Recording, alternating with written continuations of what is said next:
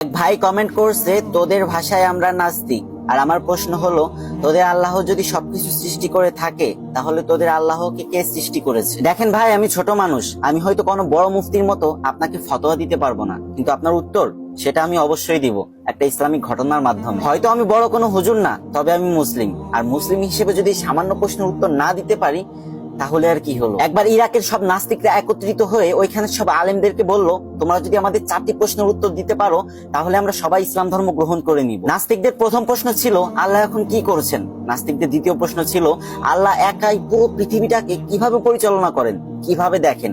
একা কি পৃথিবীকে পরিচালনা করা সম্ভব? নাস্তিকদের তৃতীয় প্রশ্ন ছিল, তোমাদের নবী মুহাম্মদ আকাশের কোন দরজা দিয়ে আল্লাহর সাথে সাক্ষাৎ করতে গিয়েছিলেন? নাস্তিকদের চতুর্থ প্রশ্ন ছিল, আল্লাহর আগে কে? আল্লাহ যদি সবকিছু সৃষ্টি করে থাকে, তাহলে আল্লাহকে কে সৃষ্টি করেছে? কিন্তু এই 4টি প্রশ্নের কোনটির উত্তরই কোনো আলেম দিতে পারলো না। হঠাৎ সেই সভা অনুষ্ঠানের পিছনে ছোট্ট একটা ছেলে এসে দাঁড়ালো, যার বয়স মাত্র 13 বছর। সে সভা মঞ্চের সামনে এসে দাঁড়ালো আর বলল, আমি আপনাদের এই 4টি প্রশ্নের উত্তর দিব, আপনাদের মধ্যে আমাকে প্রশ্ন কে করবে? তখন সবাই চেয়ারে বসে থাকা একটি লোককে দেখিয়ে বলল, ইনি তোমাকে প্রশ্ন করবে। তখন সেই ছোট্ট ছেলেটি বলে উঠলো, যেহেতু প্রশ্ন আপনি করবেন আর উত্তর আমি দিব, তার মানে আপনি আমার ছাত্র, তাই আপনি আমাকে ওই চেয়ারে বসতে দিন আর আপনি নিচে এসে দাঁড়ান। এই কথা শুনে সবাই অবাক হয়ে গেল, কিন্তু তাও ছোট্ট ছেলেটির কথা সবাই মেনে নিল। তারপর প্রশ্ন উত্তর পর্ব শুরু হলো। নাস্তিক তখন তার প্রথম প্রশ্ন করলো, আল্লাহ তাআলা এখন কি করছেন? তখন ছোট্ট ছেলেটি উত্তর দিল, আল্লাহ তাআলা এই মুহূর্তে তোমার মতো বেকুবকে এই বড় চেয়ার থেকে নামিয়ে আমাকে এই বড় চেয়ারে বসিয়ে দিয়েছেন। সবাই খুবই অবাক হলো। নাস্তিক তার 2 নম্বর প্রশ্ন করলো, আল্লাহ তাআলা এই পুরো পৃথিবীটাকে একা কিভাবে দেখেন, একা কিভাবে পরিচালনা করেন,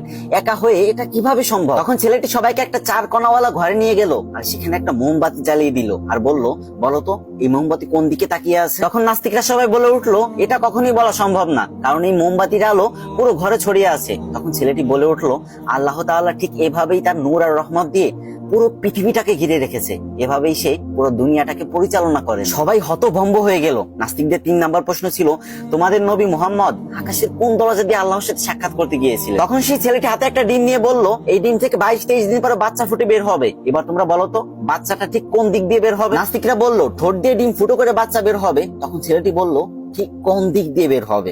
তখন নাস্তিকরা বলল, এর উত্তর আমাদের জানা নেই। তখন ছেলেটি বলল, ঠিক তেমনি আল্লাহ তাআলা তার রাসূলকে, তার বন্ধুকে আকাশের কোন দরজা দিয়ে মিরাজে নেবেন, এটা একান্ত আল্লাহ তাআলার ব্যক্তিগত কাজ, এটা তোমার আমার কাজ না, তোমার আমার জানার বিষয় না। নাস্তিকদের 4 নম্বর প্রশ্ন ছিল, আল্লাহ তাআলার আগে কে?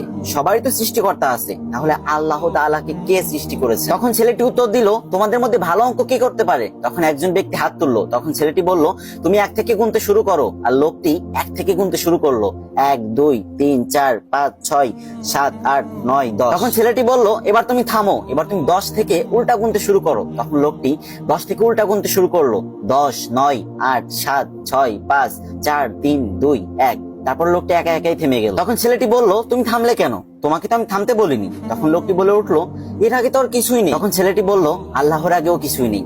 সামান্য একটা সংখ্যার আগে কি আছে, এটাই যদি তুমি বের না করতে পারো, তাহলে সেই মহান সত্তা আল্লাহর আগে কি আছে, এটা তুমি কি করে বের করবে? ওই জ্ঞান আল্লাহ তাআলা তোমার মাথায় দেয়নি। আর সেই 13 বছরের ছোট্ট ছেলেটা আর কেউ না, ইমাম আবু হানিফা রাহমাতুল্লাহি আলাইহি। আর যে ভাই কমেন্ট করছেন, আশা করি আপনি আপনার উত্তর পেয়েছেন। আল্লাহ তাআলা আমাদেরকে এইসব উদ্ভট চিন্তা থেকে দূরে রেখে তার প্রতি সঠিক ঈমান আনার তৌফিক দান করুক। আর যে ভাইটা কমেন্ট করছে, আল্লাহ তাআলা তাকেও হিদায়াত দান করুক, আল্লাহকে চিনার তৌফিক দান করুক। সবাই একবার বলি আমিন।